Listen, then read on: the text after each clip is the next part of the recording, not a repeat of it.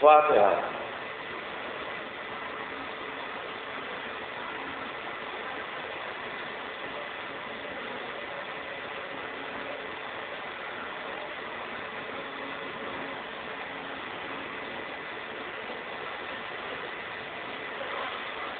أعوذ بالله السميع العليم من الشيطان اللعين الرجيم. بسم الله الرحمن الرحيم. الحمد لله رب العالمين، والصلاة والسلام على سيدنا وشفيعنا أبي القاسم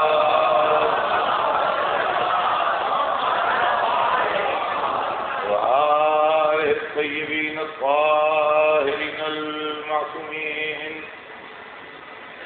ولعنة الله على أعدائهم أجمعين من يومنا هذا إلى يوم الدين. أما بعد، فقد قال الله سبحانه تبارك وتعالى في كتابه المبين، وهو أصدق الصادقين. بسم الله الرحمن الرحيم. الف لام میم. ذلك الكتاب لا ريب فيه هدى للمتقين الذين يؤمنون بالغيب ويقيمون الصلاة ومما رزقناهم ينفقون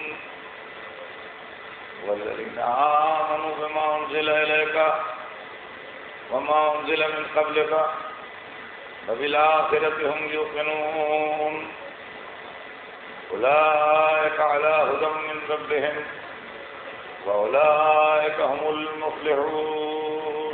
صلوات دیکھتے ہیں.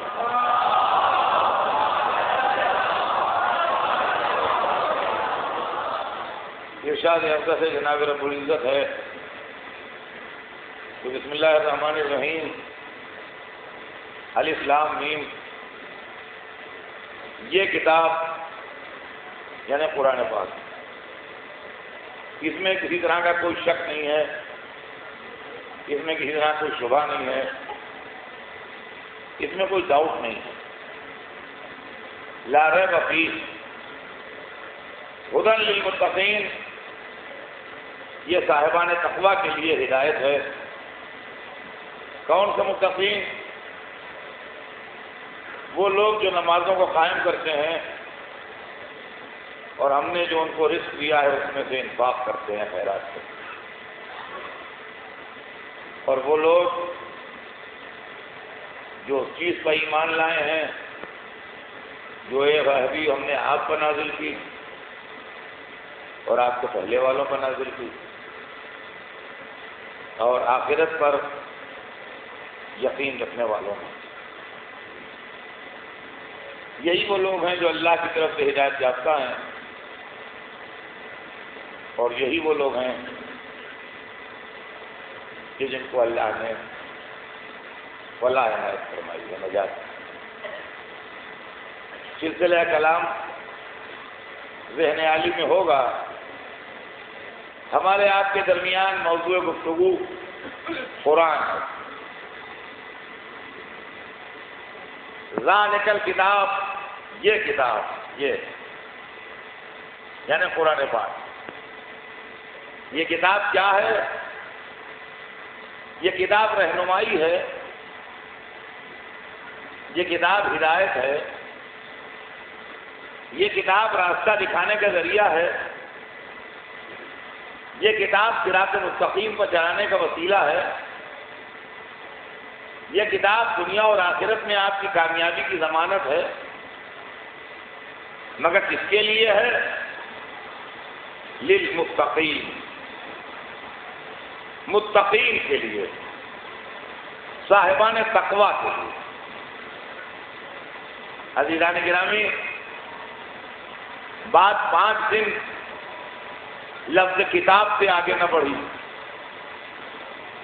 آیت میں اور بہت کچھ ہے. اب میں آپ کو کتاب کس کے لیے ہدایت ہے ان آخر کے 5 دنوں میں یہ سنانے کو. ہدی للمتقین، یہ کتاب اہل تقوی کے لیے ہدایت. تقوی کا لفظ قرآن مجید میں بھی استعمال ہوا، تقوی کا لفظ حدیثوں میں بھی استعمال ہوا. اردو زبان میں بھی کہتے ہیں بڑے متقی پرہیزگار ہیں، بڑے صاحب تقوی ہیں.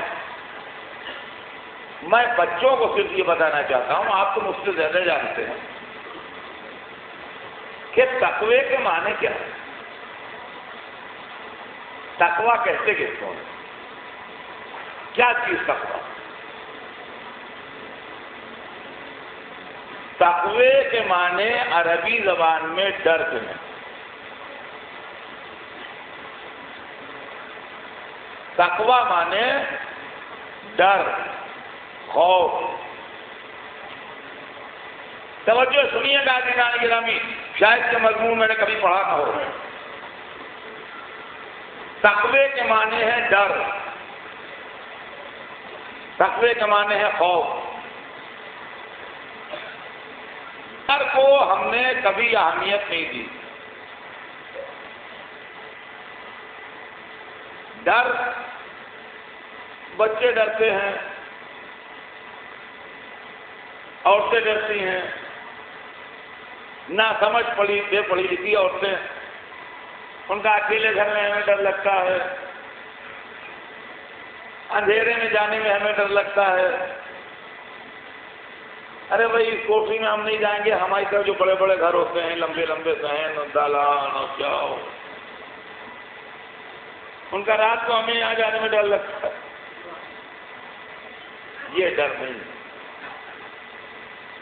ڈر کا تذکرہ قرآن مجید میں ان امتحانوں میں بھی ہے جن کو اللہ نے اپنے بندوں کے لیے مقرر کیا ہے امتحان ابدیت کے طور پر. چنانچہ ارشاد ہو رہا ہے کہ وَلَنَبْلَوَنَّكُمْ بِشَيْءٍ مِّنَ الْخَوْفِ وَالْجُوعِ وَنَقْصٍ مِّنَ الْأَمْوَالِ وَالْأَنفُسِ وَالثَّمَرَاتِ. ہم ضرور تمہیں آزمائیں گے. وَلَنَبْلَوَنَّكُمْ بِشَيْءٍ مِّنَ الْخَوْفِ، ڈر کے ذریعے. تو معلومات ڈر جو ہے وہ الہی امتحان کے سوالوں میں سے ایک سوال ہے کہ جس سے بندہ آزمایا جائے گا کہ وہ اللہ والا ہے کہ نہیں. تو عزیزان گرامی، ہم نے ڈر کو بہت معمولی سمجھا ہے، اور ہمارا مطلب یہ ہے کہ بچے ڈرتے ہیں، عورتیں ڈرتی ہیں. جب اب وہ ناسمجھ آدمی ہے وہ ہر معاملے میں ڈرتا ہے، وہ ڈرتا ہے، بزدل ہے، ڈرتا ہے. یہ ڈر نہیں. دیکھیے غور سے سنیے گا اس بات کو، یہ بڑی حیرت انگیز معاملہ ہے. ڈر کا سبب، ڈر پیدا ہونے کا ریزن یا جہالت ہوتی ہے یا علم ہوتا ہے. سنیے گا ذرا اس کو، غور سے سنیے گا. کبھی ڈر پیدا ہوتا ہے جہل کی وجہ سے، اگنورینس کی وجہ سے، ناسمجھی کی وجہ سے، جہالت کی وجہ سے. اور کبھی ڈر پیدا ہوتا ہے نالج کی وجہ سے، علم کی وجہ سے، اسٹڈی کی وجہ سے، لیاقت کی وجہ سے. ڈر کو پیدا کرنے والی طاقتیں دو ہیں. کبھی ڈر پیدا کرتی ہے جہالت اور کبھی ڈر پیدا کرتا ہے علم. وہ ڈر قابل مذمت ہے جو جہالت کی وجہ سے ہو، وہ ڈر قابل تعریف ہے جو علم کی وجہ سے ہو.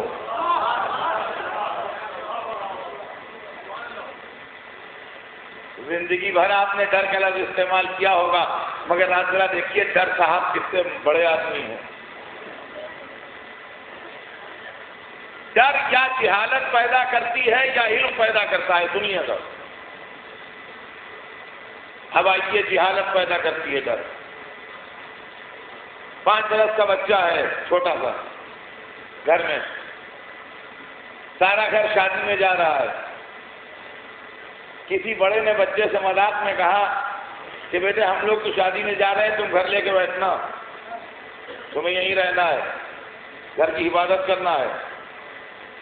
تو پیر پٹکنے لگا کہ ہم نہیں رہیں گے یہاں، ہمیں ڈر لگتا ہے، ہمیں ڈر لگتا ہے، ہم نہیں رہیں گے یہاں. خیر اس کو چھوڑنے والا کون تھا؟ وہ تو کسی بڑے نے مذاق میں کہہ دیا تھا، لے کے چلے گئے.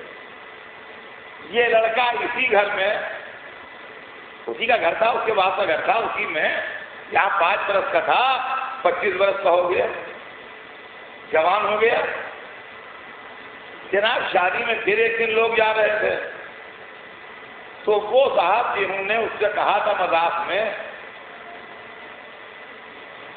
کہ تم گھر لے کے بیٹھو گے ہم جا رہے ہیں، آج کچھ ایسا تھا کہ لڑکے نے کہا 25 برس کے آپ لوگ جائیے ہم ہیں گھر میں یہاں. تو وہ بڑے میاں جو بوڑھے ہو چکے تھے کہنے لگے بھائی تمہیں تو ڈر لگتا ہے، تم کیسے رہو گے؟ تو وہ ہنسنے لگا، کہنے لگا ارے چچا آپ کو اتنی پرانی بات یاد ہے، وہ بچپن کا زمانہ تھا جب ڈر لگتا تھا، اب تھوڑی ڈر لگتا ہے. معلوم ہے کہ وہ ڈر بسبب جہالت کے تھا اور یہ بے خوفی بسبب علم کے ہے. پرچھائیوں سے، اندھیرے سے بچپنے میں ڈر لگتا تھا، اب جب جوان ہو کے پرچھائیوں اور اندھیروں کی حقیقتیں سمجھ میں آ گئیں تو اب 25 برس کا جوان لڑکا نہیں ڈرتا. تو 25 برس کے جوان لڑکے کی بے خوفی علم کے سبب ہے، اور 5 برس کے بچے کا ڈر جہالت کے سبب ہے. اب آئیے دوسری تصویر دکھاتا ہوں آپ کو.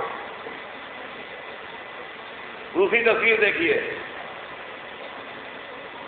ڈر بسبب علم کے اور بے خوفی بسبب جہالت کے. بمبئی میں تو ایسا ہوتا نہیں، لیکن وہ لوگ جو دیہاتوں سے آئے ہیں یا چھوٹے شہروں سے آئے ہیں، ہمارے یہاں گھروں میں بڑی بڑی انگنائیاں ہوتی ہیں، صحن ہوتے ہیں، اور بچے اس میں کھیلا کرتے ہیں. تو بچہ 8-9 مہینے کا ہے، ابھی پیروں نہیں چلتا ہے، گھٹنیوں چلتا ہے. تو وہ انگنائی میں گھر کی گھٹنیوں چل رہا ہے، اور ماں بیٹھی اس کو دیکھ رہی ہے، اس کو کھیلنے بھی دے رہی ہے کہ خوش ہو رہا ہے کھیلے، مگر نظریں جو ہیں وہ اسی کے اوپر ہیں. اور ایک دفعہ ماں نے دیکھا کہ بچے نے پھرکاری ماری اور ہنسا، اور ایک طرف کو تیز بڑھنے لگا، ایک سائڈ میں تیز وہ گھٹنیوں چلتا وہ بڑھنے لگا. اور اب جو ماں نے دیکھا تو وہاں صحن کے کونے پر ایک سانپ لہرا رہا ہے، اور بچے نے جو اس کا لہریہ دیکھا، اس کا خوبصورت جسم دیکھا، اس کے چلنے کا انداز دیکھا، تو بچے کو اس کا یہ اسٹائل پسند آیا. اب بچہ گھٹنیوں چلتا ہوا تیز اس لیے بڑھ رہا ہے کہ جا کے میں اس کو پکڑ لوں. بس جیسے ہی ماں نے دیکھا ویسے چیخ مار کے دوڑی، چلتی سے جھپٹا مار کے بچے کو اٹھایا اور لے کے بھاگی. دیکھیے بچہ نہیں ڈر رہا ہے، یہ نہ ڈرنا بسبب جہالت کے ہے، ماں ڈر رہی ہے، یہ ڈرنا بسبب علم کے ہے. اور میام نے تو پہلے یہ مسئلہ سمجھ لیجیے اچھی طرح کہ خوف کے 2 ریزن ہوتے ہیں اور بے خوفی کے بھی 2 ریزن ہوتے ہیں. خوف کا ایک ریزن جہل ہے اور ایک ریزن علم ہے، اور بے خوفی کے بھی 2 ریزن ہیں. ایک ریزن جہل ہے، دوسرا ریزن علم ہے. اب آئیے میں آپ کو ایک ایسی باریک بات سنا دوں، اور میں ریکویسٹ کروں گا آپ کے سننے والوں سے کہ اس کو بہت توجہ سے سنیں. خوف کی ایک قسم یہ بھی ہے کہ کر کوئی رہا ہے، ڈر کوئی رہا ہے۔ خوف کی ایک قسم یہ ہے کہ جو کر رہا ہے وہ ڈر نہیں رہا ہے، جو نہیں کر رہا ہے وہ ڈر رہا ہے۔ اب مثال سنیے اس کی، شہر کی فضا خراب ہے، زبردست کالرا پھیلا ہوا ہے،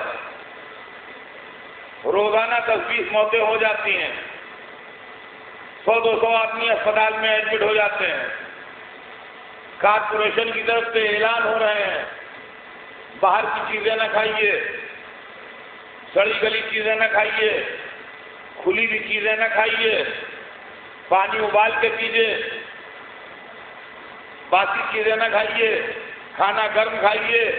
یہ سارے جو ایسے موقع پر اعلانات ہوتے ہیں، یہ باقاعدہ ڈاکٹر کی طرف سے، کارپوریشن کی طرف سے، گورنمنٹ کی طرف سے برابر اپنے سٹیزنز کو وارن کیا جا رہا ہے کہ اپنی صحت کا خیال رکھیے، بچوں کی صحت کا خیال رکھیے۔ اور سڑک کے اوپر یہیں روڈ پر تربوز بک رہا ہے، تربوز یا کلنگر کہتے ہیں شاید، کلنگر، تو کلنگر بک رہا ہے صاحب، نہایت سرخ، بہت لال، اور اس نے برف کی ایک سل جما رکھی ہے اپنی ٹرالی پر، اس پر کاٹ کاٹ کے اس نے اس کی شاخیں رکھی ہیں، پھاکے، جو اس نے پھاکے کاٹی ہیں، کاش کہتے ہیں اس کو، وہ اس نے برف پر سب جما کے رکھی ہیں۔ خیر سے مکھیاں بھی بھنک رہی ہیں، دھول بھی اڑ رہی ہے، گرد بھی ہے، گاڑیاں بھی گزر رہی ہیں، اس کا دھواں بھی ہے، میں کلنگر دکھ رہا ہے، میٹھا بہت ہے، لال بھی ہے، ٹھنڈا بھی ہے، کھانے والے کو اب اس کے علاوہ کیا چاہیے؟ تربوز کے لیے اس کے علاوہ اور کیا چاہتے ہیں آپ کلنگر کے لیے؟ بھائی لال ہو تاکہ دیکھنے میں تسلی ہو، میٹھا ہو تاکہ زبان کو تسلی ہو، ٹھنڈا ہو تاکہ دہن کو لطف آئے۔ اس کے علاوہ اور چوتھی صفت کیا ہونا چاہیے؟ دو جوان لڑکے 22 24 برس کے دوست سڑک کے کنارے اس سے لے کے وہ تربوز کی شاخیں کھا رہے ہیں، حسد کے باتیں کر رہے ہیں، انجوائے کر رہے ہیں، اس لیے کہ میٹھا بھی ہے، ٹھنڈا بھی ہے، لال بھی ہے۔ اسی طرف سے ایک ڈاکٹر گزر رہا ہے، اسی طرف سے ایک باقاعدہ کوالیفائڈ ڈاکٹر گزر رہا ہے، اس نے یہ منظر دیکھا، دیکھ کے کانپنے لگا، ارے یہ لوگ کیا کر رہے ہیں؟ یہ اپنی جان دینے پر تیار ہیں، یہ مر سکتے ہیں، ان کو کالرا ہو سکتا ہے، یہ سڑک کا کھلا ہوا تربوز یہ اس طریقے سے یہ کھا رہے ہیں، ارے یہ جان چلی جا سکتی ہے، کل اس وقت تک یہ دفن ہو چکے ہوں گے اگر ان کو کچھ ہو گیا تو۔ یہ بچ نہیں سکتے، کوئی ان کو سمجھانے والا نہیں، یہ اپنی موت خرید کے کھا رہے ہیں، یہ حسد کے کھا رہے ہیں۔ دیکھیے وہ کھا رہے ہیں، ڈر نہیں رہے ہیں، یہ ڈر رہا ہے، کھا نہیں رہا ہے۔ عزیزان گرامی، اب اس کے بعد سنیے میرا جملہ توجہ سے، جملے کو ضائع نہ ہونے دیجیے گا۔ اکثر لوگ ہم سے سوال کرتے ہیں کہ ایک طرف کو آپ اپنے اماموں کو معصوم کہتے ہیں اور دوسرے طرف جب ہم ان کی دعائیں پڑھتے ہیں تو اس کے اندر توبہ اور استغفار ایسا ہے جو معصوم کو زیب نہیں دیتا۔ عزیزان گرامی، معصوم اپنے گناہوں کی توبہ نہیں کر رہے تھے، کر ہم رہے تھے، ڈر کو رہے تھے۔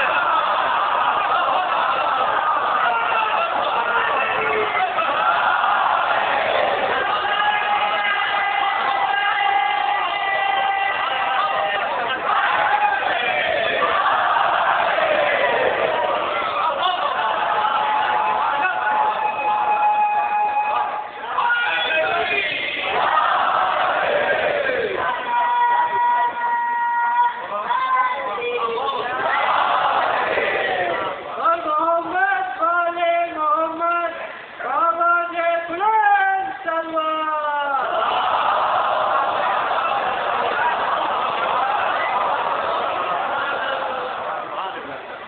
میں دوستو اب کبھی نہ کہیے گا کہ مولا علی کی طرف منسوب ہے یہ دعا، دیکھیے اس کے اندر انہوں نے کیا کہا، استغفار کیا ہے، توبہ کی ہے۔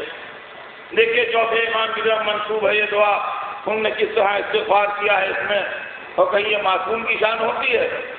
وہ اپنے عمل کا استغفار نہیں ہے، کرتا کوئی ہے، ڈرتا کوئی ہے۔ تو عزیزان گرامی، جب آدمی کے اندر جہل پیدا ہوتا ہے، دیکھیے ان ڈروں کی تو کوئی بات ہی نہیں ہے، جیسے بچے ڈرتے ہیں، عورتیں ڈرتی ہیں، ناسمجھ ڈرتے ہیں، جاہل لوگ ڈرتے ہیں، اس کی تو کوئی گیری شماری نہیں ہے، اس کو تو آپ ایسے ہی چیپتا رہنے دیجیے۔ اب ڈر سے مراد کیا ہے؟ جو اللہ نے کہا ہے کہ ہم ڈر سے امتحان لیں گے، جان کا خوف، مال کا خوف، عزت آبرو کا خوف، وہ خوف جس کے اندر شہر جاگ کے سویرا کر دیتے ہیں، وہ خوف جس کے اندر یہ بھروسہ نہیں ہوتا کہ رات کو بستر پہ ہیں تو سویرے قبرستان میں ہوں گے کہ اسپتال میں ہوں گے کہ مردے خانے میں ہوں گے، ایسے خوف اس موقع پہ ہم آزمائیں گے کہ ہمارا ہے کہ نہیں، اس موقع پہ ہم آزمائیں گے کہ ہمارا ہے۔ تو عزیزان گرامی، جتنے ناسمجھ ہیں وہ سب دولت سے ڈرتے ہیں، حکومت سے ڈرتے ہیں، اقتدار سے ڈرتے ہیں، پاور سے ڈرتے ہیں، تاج و تخت سے ڈرتے ہیں، ملک و مال سے ڈرتے ہیں۔ یہ سارے ڈر جو ہیں یہ بسبب جہالت کے ہیں، اور یہی ڈر جب اللہ سے ہو جائے تو اسی کا نام تقویٰ ہے۔ آدمی اگر اللہ سے ڈرنے لگے، توجہ چاہتا ہوں ابھی لانے گرامی، آدمی اگر اللہ سے ڈرنے لگے تو اللہ سے ڈرنے کا نام تقویٰ، اور یہ بہت بڑی عبادت ہے۔ قرآن متقین کے لیے ہدایت ہے، یعنی قرآن ان لوگوں کے لیے ہدایت ہے جن کے دل میں اللہ کا خوف موجود ہے۔ ذالک الکتاب ہدی للمتقین، یہ کتاب ہدایت ہے صاحبان تقویٰ کے لیے۔ اور جب آدمی اللہ سے ڈرنے لگتا ہے تو ہر ایک کا ڈر دل سے نکل جاتا ہے،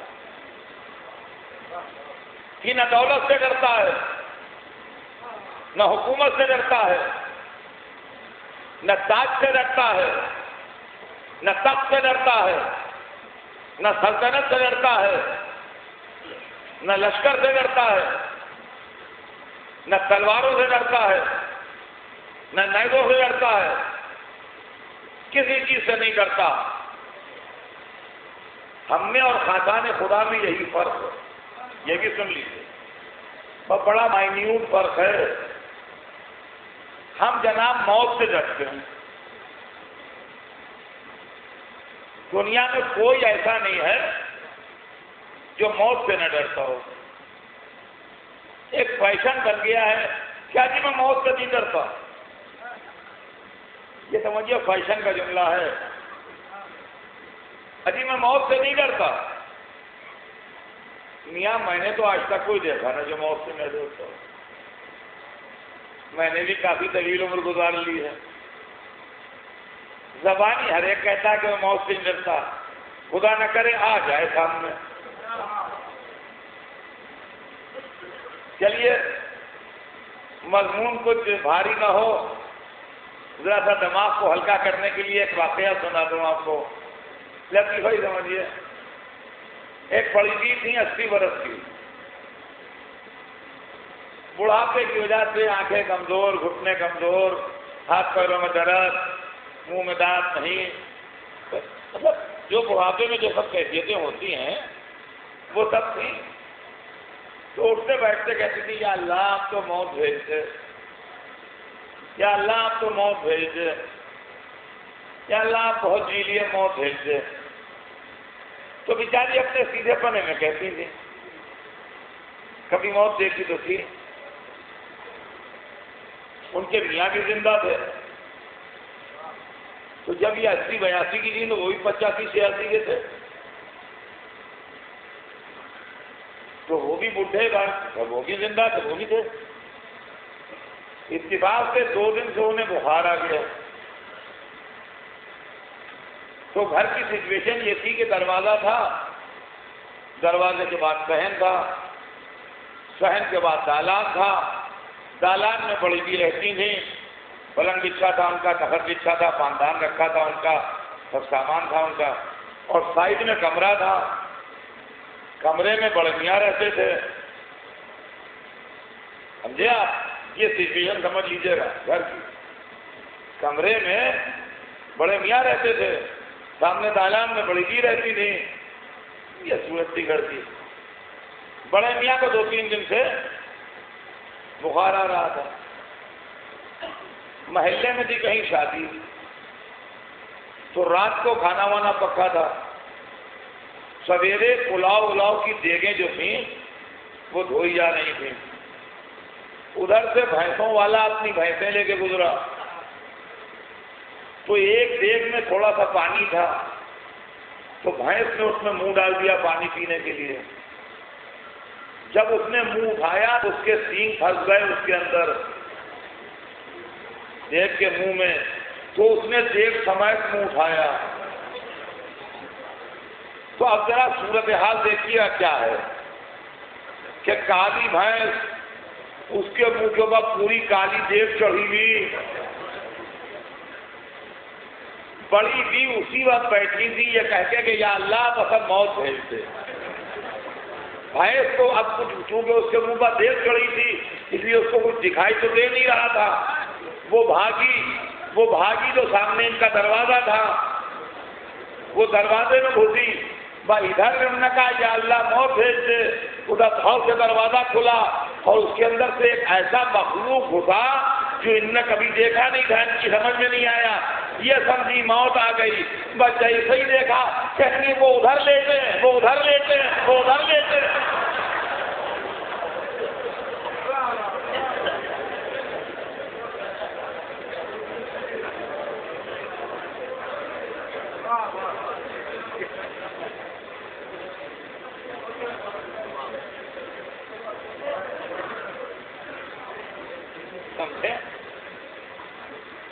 تو مطلب میرے کہنے کا یہ ہے، یہ لطیفہ صحیح، مگر اس سے اس بات کا اندازہ ہوتا ہے کہ کوئی آدمی مرنے پر تیار ہوتا نہیں ہے. جناب یہ زبانی باتیں ہیں کہ ہمیں موت کا ڈر نہیں ہے. ہم تو موت کا ڈر بہت تھوڑے لوگ تھے جن کو نہیں تھا، باقی سب کو ہوتا ہے. سمجھے آپ؟ اب سنیے، ہم نے اور خاصان خدا میں ذرا سا فرق ہے. ہم زندگی سے پیار کرتے ہیں اور موت سے ڈرتے ہیں. جتنے بیٹھے ہیں میں سب کی بات کر رہا ہوں. ہم زندگی سے پیار کرتے ہیں اور موت سے ڈرتے ہیں، اور انجام یہ ہے کہ زندگی ہم سے وفا نہیں کرتی، موت ہم سے مروت نہیں کرتی. جس نے زندگی بھر پیار کیا اس نے وفا نہ کی، جس نے زندگی بھر ڈرے اس نے مروت نہ کی. ہم نے اور خاصان خدا میں یہی فرق تھا کہ وہ خالق زندگی سے پیار کرتے تھے، خالق موت سے ڈرتے تھے. نتیجہ یہ ہوتا تھا کہ زندگی آتی تھی تو کامیابی بن کے، موت آتی تھی تو شہادت بن کے. صلوات اور محمد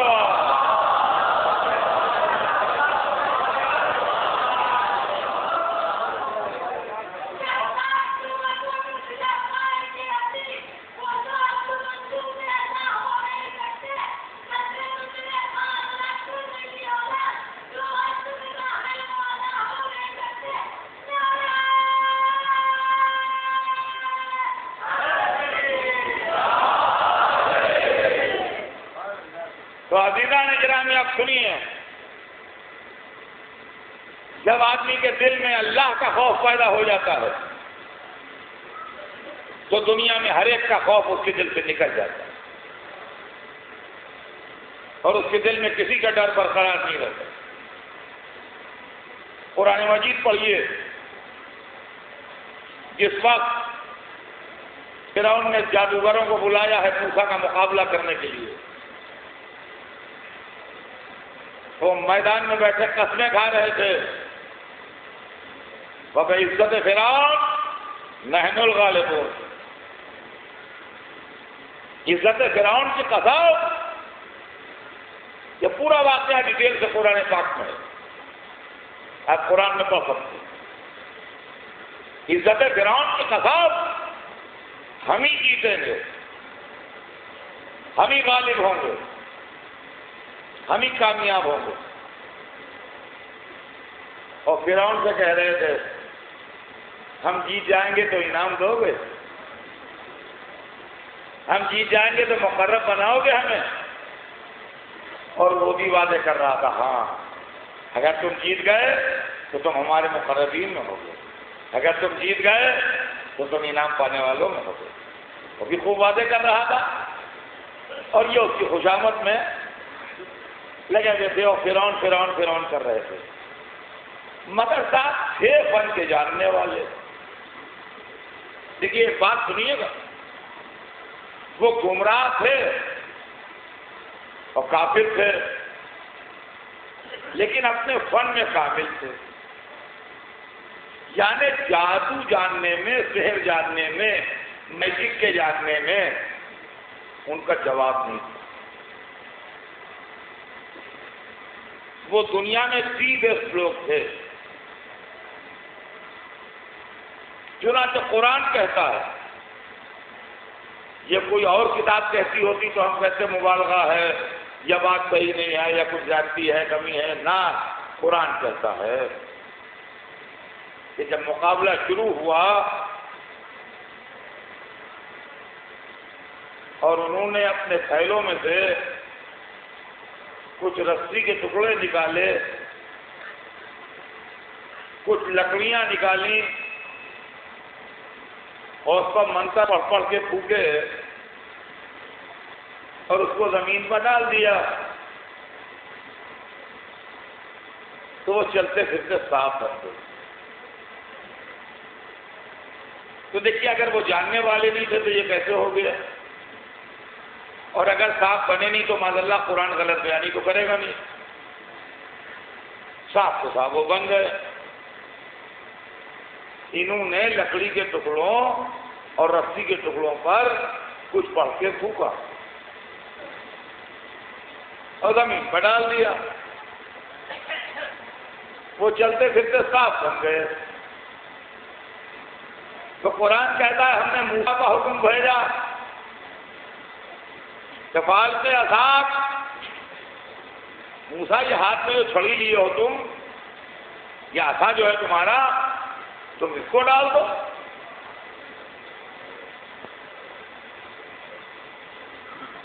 موسیٰ نے یہ ڈال دیا تو قرآن کہتا ہے فیضا یا ثعبان مبین، وہ بہت بڑا اژدہا بن گیا۔ تو اتنے بڑے سانپ تھے وہ پورا اژدہا بن گیا اور اژدہا بن کے گھوما وہ، اور جتنے سانپ ان کے تھے سب کو کھا گیا۔ جتنے سانپ تھے سب کو کھا گیا۔ وہاں جو تماشا دیکھنے آئے تھے ان میں تو بھگدڑ پڑ گئی، سب اپنی جانیں لے لے کے بھاگے۔ یہ پورا قصہ قرآن میں لکھا ہے۔ لیکن جو ساحر تھے، جو جادوگر تھے، چونکہ اپنے فن میں کامل تھے، دیکھیے فن میں کامل ہونے کی بات ہے، مومن کافر کی بات نہیں ہے یہاں پر، مومن کافر کی بات نہیں ہے، جو چیز جانتا ہے اس پر کامل ہے کہ نہیں۔ جتنے جادوگر تھے قرآن کہتا ہے فالق السحرۃ ساجدین، ساحر کتنے تھے وہ سب سجدے میں گر گئے۔ قالوا آمنا برب العالمین، کہنے لگے ہم رب العالمین کا ایمان لے آئے، رب موسیٰ و ہارون، موسیٰ اور ہارون کے پروردگار کا ایمان لے آئے۔ میں کہوں گا طاہر و مبارک ہو، خالی مسلمان بھی ہوئے، مومن بھی ہوئے، نبی کے ساتھ وسیع کا نام بھی کلمے میں شامل کر دیا۔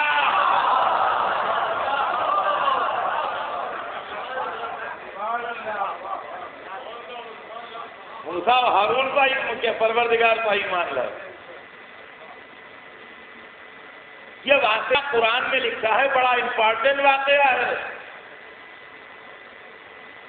یہ ہم کو سنایا گیا ہے، اس کو گرہ میں باندھ لیجئے اور اس کو دماغ کے اندر نوٹ کر لیجئے کہ جب کاملین فن اپنے کمال فن کا مظاہرہ کر چکے اور اس کے بعد انہوں نے اپنے سے بڑا فن دیکھا تو ایمان لے آئے۔ توجہ سنیے گا، یہ قرآنی بات ہے، حدیث یا تاریخ نہیں ہے جو کوئی جھگڑا کر سکے۔ جب کاملین فن نے اپنے سے بڑا فن دیکھا تو وہ سمجھ گئے کہ انسان کے بس میں جتنا ہے اتنا ہم جانتے ہیں، اب جو اس سے آگے جانتا ہے وہ انسان سے اوپر کوئی ہے۔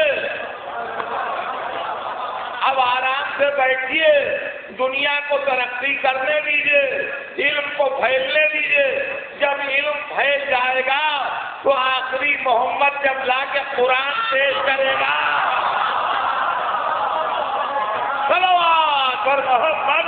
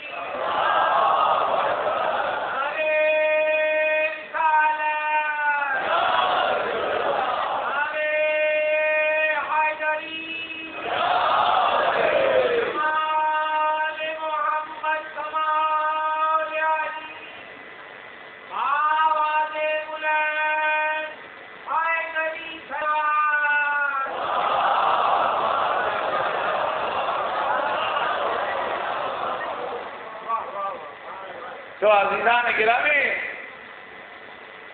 اصلی تو قرآن کی عظمت اس دن معلوم ہوگی جب وہ قومیں جو علم میں اپنے کلائمیکس کو پہنچ جائیں گی، قرآن مجید کو جب وارث قرآن ایکسپلین کرے گا تو سب سے پہلے ایمان لانے والے وہی ہوں۔ اور اب جب ساحر اور جادوگر جن کو بلایا تھا فرعون نے ایمان لے آئے تو ان کی نظر میں فرعونیت اور شہنشاہیت اور دولت اور فرعون کا لشکر سب نظروں سے گر گیا۔ پڑھیے قرآن، یہ پورا واقعہ پڑھیے قرآن میں۔ فرعون نے جو دیکھا یہ تو سجدے کر رہے ہیں، یہ تو اللہ کی وحدانیت کی گواہی دے رہے ہیں، یہ تو موسیٰ و ہارون کا اقرار کر رہے ہیں۔ پھر جب اسے غصہ آیا کہنے لگا تم لوگ کیا ہو گیا ہے، مجھ سے پوچھے بغیر تو ایمان لے آئے۔ ابھی بادشاہ ہے نا، مجھ سے پوچھے بغیر تو ایمان لے آئے، میں تمہیں سولی دے دوں گا، میں تمہیں ہاتھ پاؤں کاٹ ڈالوں گا۔ جیسے ہی اس نے دھمکیاں دینا شروع کی تو آپ سمجھیے وہ معمولی جادوگر جو ابھی عزت فرعون کی قسمیں کھا رہے تھے اور انعام اکرام کی لالچ کی باتیں کر رہے تھے، جیسے ہی اللہ والے ہو گئے ویسے ہی اتنے بڑے ہو گئے کہ ایسا الفاظ کا تماچا مارا فرعون کے چہرے پر، قرآن کہتا ہے کہ جادوگروں نے پلٹ کہا فخر مانگتا آج جو بنانا ہو بنا لے، اِنَّا إِلَىٰ رَبِّنَا مُنْقَلِبُونَ، ہم اپنے پروردگار کی طرف واپس چلے جائیں گے۔ فخر مانگتا آج، میں کیا بتاؤں ہماری زبان عربی نہیں ہے، ورنہ اس جملے کا مطلب آپ کو جو لطف آتا آپ کو اس جملے میں کہ کس قدر زبردست جواب ہے۔ میں اردو میں اس کا یہی ترجمہ کر سکتا ہوں کہ جو بنانا ہو بنا لے، اس کے علاوہ کوئی دوسری لفظ نہیں ہے، مگر یقین مانیے اردو میں بھی یہ لفظ اتنا پوٹینشیل نہیں ہے جتنا عربی کا لفظ ہے۔ فخر مانگتا آج جو سمجھ میں آئے کر لے، جو بنانا ہو بنا لے، اِنَّا إِلَىٰ رَبِّنَا لَمُنْقَلِبُونَ، ہم اپنے پروردگار کی طرف واپس چلے جائیں۔ گھٹال ہاتھ پر سیدھے سولی، دیکھا آپ نے بادشاہت کا ڈر بھی دل سے نکل گیا، موت کا ڈر بھی دل سے۔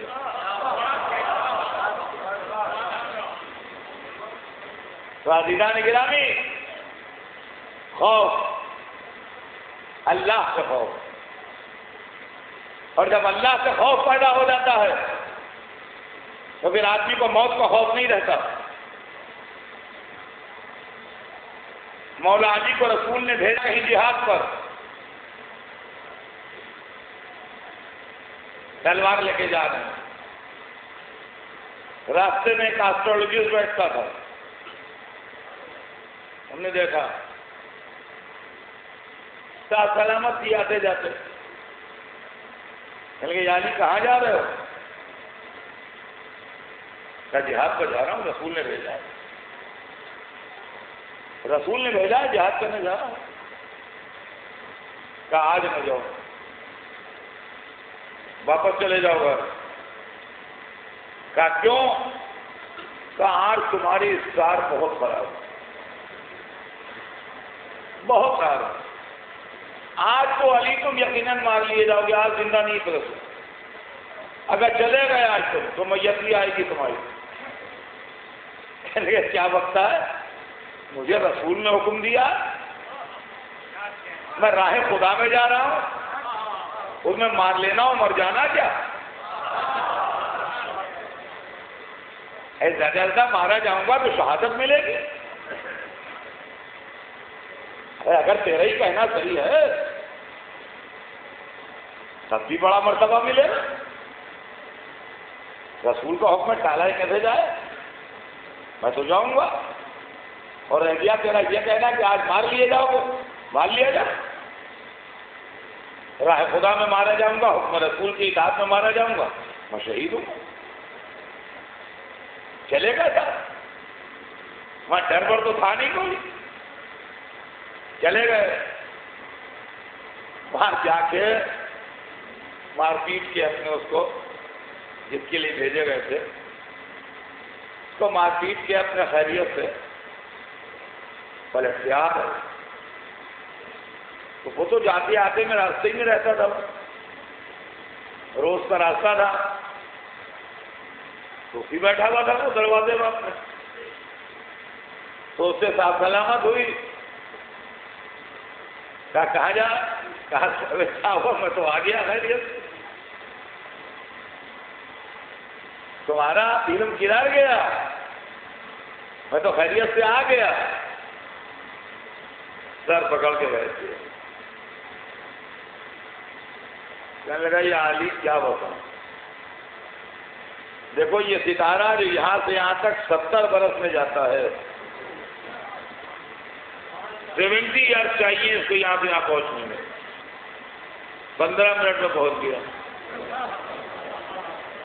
میرا سارا کیلکولیشن غلط ہو گیا۔ مسکرائے، آپ بھی ہوش میں آ جا، ستارے نظیر کے مالک نہیں ہوتے، اللہ مالک ہوتا ہے۔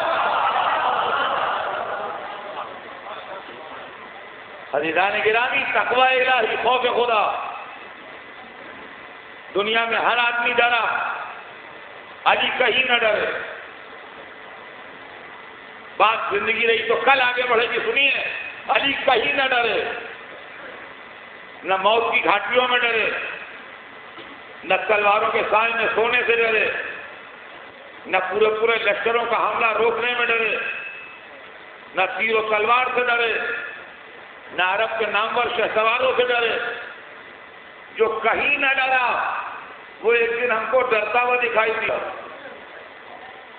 اور ایسی جگہ ڈر رہا تھا جہاں کوئی نہ ڈرا.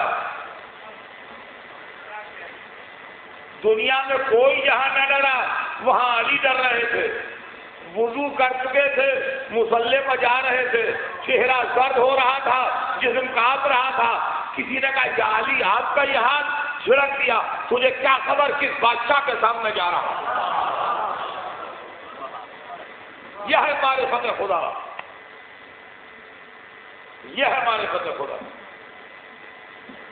عزیزان گرامی، بس دنیا میں اگر ہم نے موت سے نہ ڈرتے دیکھے تو حسین کے 72 ساتھی دیکھا جو اس بنیاد پر منتخب کیے گئے تھے کہ یہ موت سے لڑیں گے، لشکر سے نہیں. ایک گھرانہ ہے خدا کی قسم جس کے دل میں اللہ کا خوف ہے، موت کا خوف نہیں. جہاں ماں وہ ہے جو اپنا تابوت دیکھ کے مسکراتی ہے اور اسماء کو دعا دیتی ہے کہ اسماء اللہ تیرا دنیا و آخرت میں پردہ رکھے، انہیں میرے پردے کا انتظام کیا. اور باپ تو ہے کہ جب سر پر ضربت لگتی ہے تو پکار کے کہتا ہے خود تو رب الکعبہ، رب کعبہ کی قسم میں کامیاب ہو گیا. جب ایسے ماں باپ ہوں تو ایسی نسلیں پیدا ہوتی ہیں کہ کوئی موت کو شہد سے ادا شیریں کہہ دے، کوئی گردن پر تیر کھا کے مسکرا دے. حسین کربلا میں لشکر نہیں لائے تھے. لشکر لائے جاتے ہیں لشکروں سے مقابلے کے لیے، فوجیں لائی جاتی ہیں فوجوں سے مقابلے کے لیے. لشکروں اور فوجوں کے مقابلوں میں موت کا امکان ہوتا ہے، مگر موت ایکسپیکٹڈ ہوتی ہے، یقینی نہیں ہوتی. جب لشکروں سے ٹکراتے ہیں، جب فوجیں فوجوں سے لڑتی ہیں تو سب نہیں مر جاتے ہیں. جیتنے والے لشکر کے بھی کچھ لوگ مر جاتے ہیں، ہارنے والے لشکر کے بھی کچھ لوگ مر جاتے ہیں، مگر کچھ زندہ بھی پلٹتے ہیں. میدان جنگ سے کچھ زندہ بھی پلٹتے ہیں. تو بے شک فوجیں موت کا سامنا کرتی ہیں، مگر یقینی موت کا سامنا نہیں کرتی ہیں، امکانی موت کا سامنا کرتی ہیں.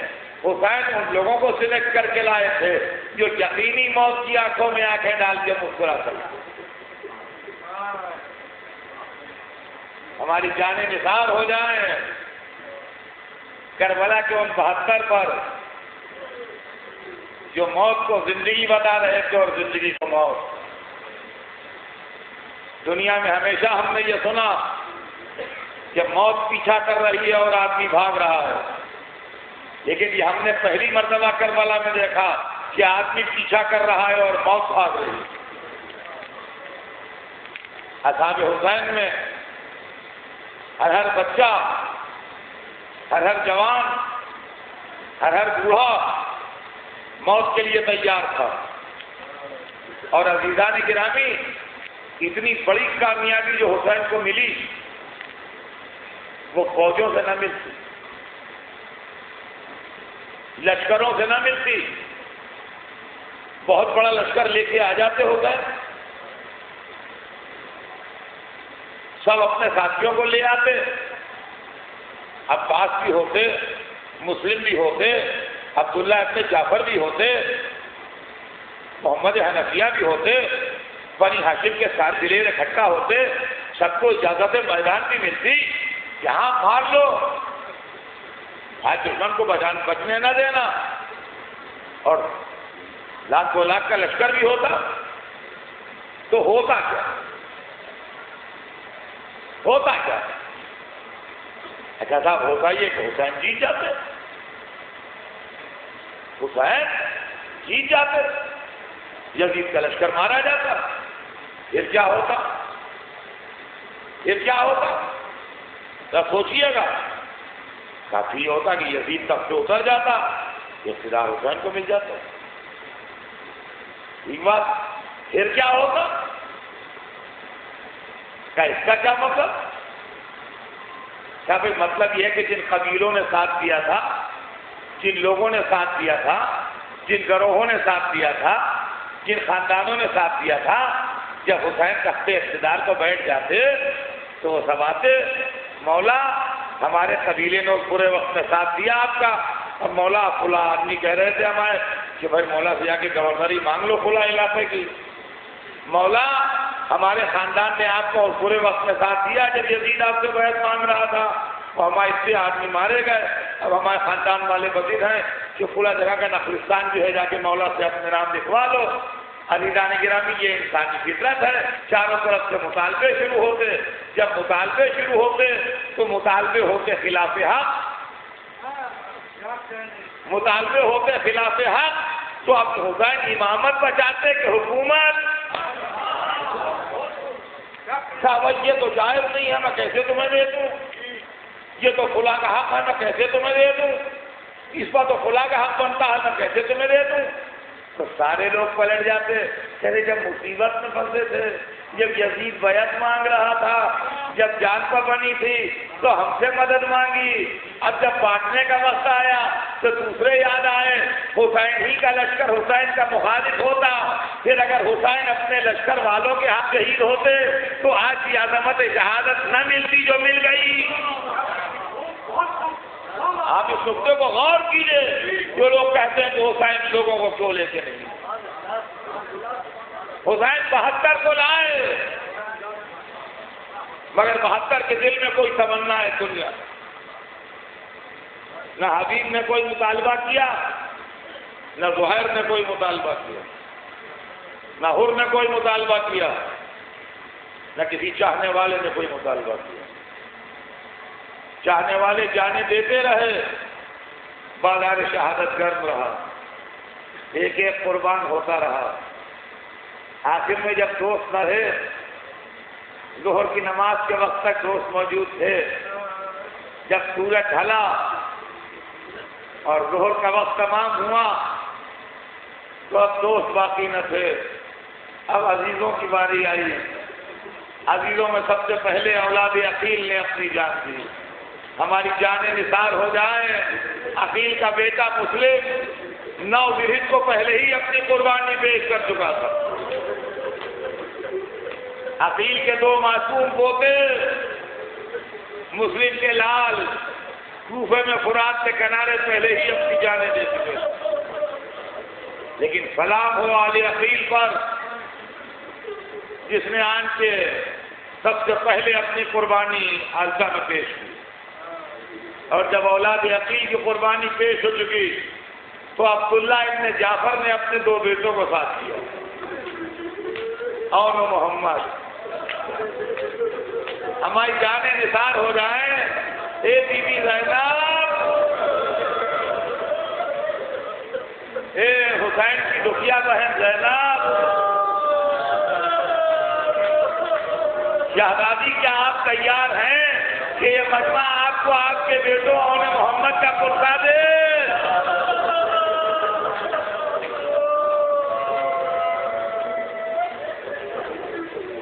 عبداللہ ابن جعفر مان نہیں رہے تھے، آ رہے تھے ساتھ، بیمار تھے۔ جب مکے سے امام کا قافلہ چلا ہے تو ایک منزل تک عبداللہ ابن جعفر ساتھ تھا۔ اب جب امام نے دیکھا کہ یہ رک ہی نہیں رہے تو رشتہ داری کی بنیاد پر نہیں، امامت کی بنیاد پر ہوگا، کہا میں آپ کو حکم دیتا ہوں آپ پلٹ دیجیے۔ یہ حکم رشتہ داری والا نہیں تھا، یہ حکم امام تھا۔ اب عبداللہ بن جعفر مجبور ہو گئے، اب جانا گناہ تھا، جب امام حکم دے دے تو اب جانا گناہ۔ کہا میں آپ کو حکم دیتا ہوں واپس جائیے۔ کہا اچھا آقا اگر حکم ہے مجبور ہوں، مگر یہ میرے دونوں بیٹے ساتھ جائے۔ دونوں بیٹے ساتھ گئے اور ایسی بہادری سے لڑے، ایسی جمع مردی سے لڑے، ایسی شان سے لڑے کہ ایک نے جعفر کی شان دکھائی، ایک نے حیدر کی شان دکھائی۔ ان کے دادا جعفر طیار تھے، ان کے نانا حیدر کرار تھے، یہاں تک کہ زخموں سے جب دور ہو کے گرے تو ایک لاکھا عباس نے اٹھایا، ایک لاکھا